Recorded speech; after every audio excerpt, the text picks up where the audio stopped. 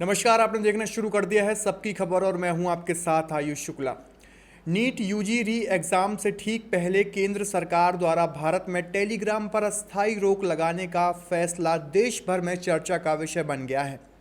लाखों छात्र और अभिभावक यह सवाल पूछ रहे हैं कि क्या सरकार ने यह स्वीकार कर लिया है कि पेपर लीक टेलीग्राम के जरिए ही होता है। क्या टेलीग्राम अब परीक्षा माफिया का सबसे बड़ा हथियार बन चुका है या फिर सरकार सिर्फ एहतियाती कदम उठा रही है। इन सवालों के जवाब समझने के लिए पूरे घटनाक्रम को विस्तार से समझना ज़रूरी है।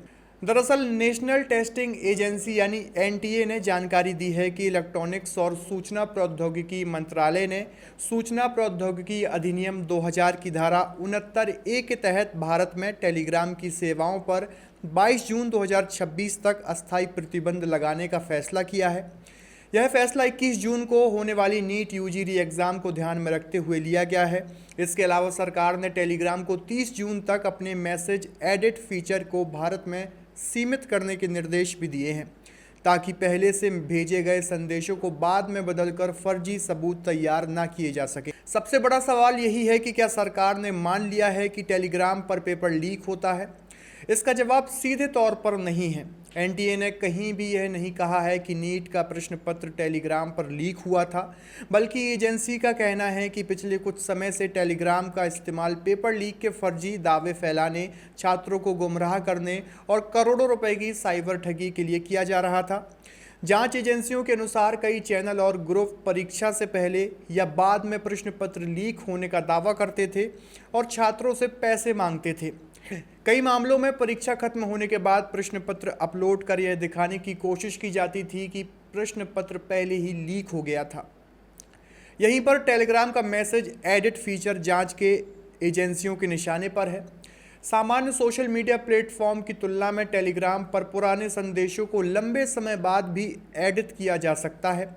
जांच एजेंसियों का दावा है कि कुछ लोग पहले एक सामान्य संदेश पोस्ट करते थे और परीक्षा समाप्त होने के बाद उसे संदेश को प्रश्न पत्र या उत्तर से जोड़ देते थे।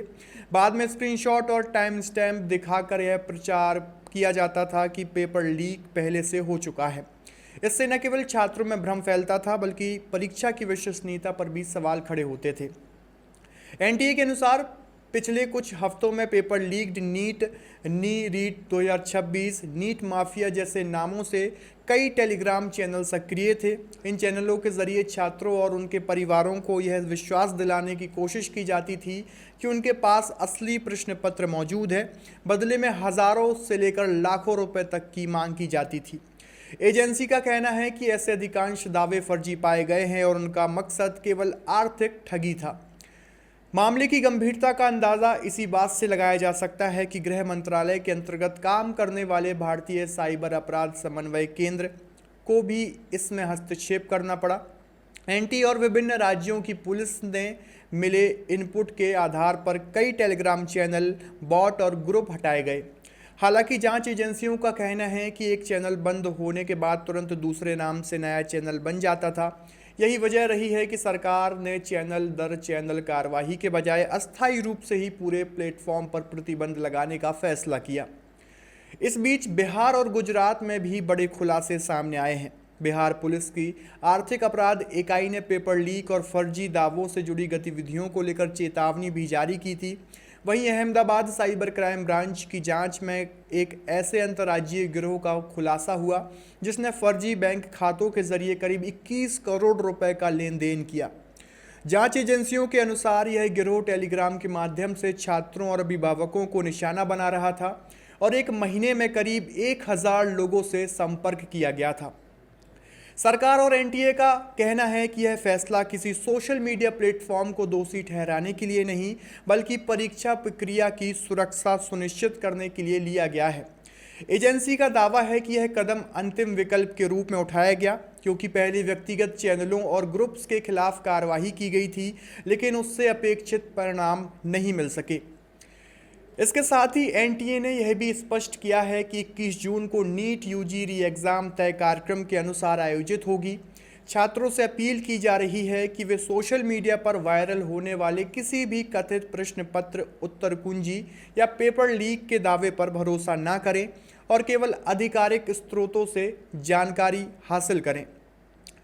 तो कुल मिलाकर इस पूरे घटनाक्रम से एक बात साफ होती है कि सरकार ने यह नहीं कहा है कि नीट का पेपर टेलीग्राम पर लीक होता था, लेकिन सरकार और जांच एजेंसियों का मानना है कि टेलीग्राम ऐसा माध्यम बन गया था जहां पेपर लीक के दावे तेजी से फैलाए जा रहे थे, फर्जी सबूत तैयार किए जा रहे थे और छात्रों से बड़े पैमाने पर ठगी की जा रही थी। यही वजह रही है कि री एग्ज़ाम के दौरान किसी भी तरह की अफवाह, भ्रम या साइबर धोखाधड़ी को रोकने के लिए यह अस्थायी प्रतिबंध लगाया गया है। अब यह फैसला परीक्षा की विश्वसनीयता बढ़ाने में कितना कारगर साबित होता है, इस पर पूरे देश की नज़र बनी हुई है।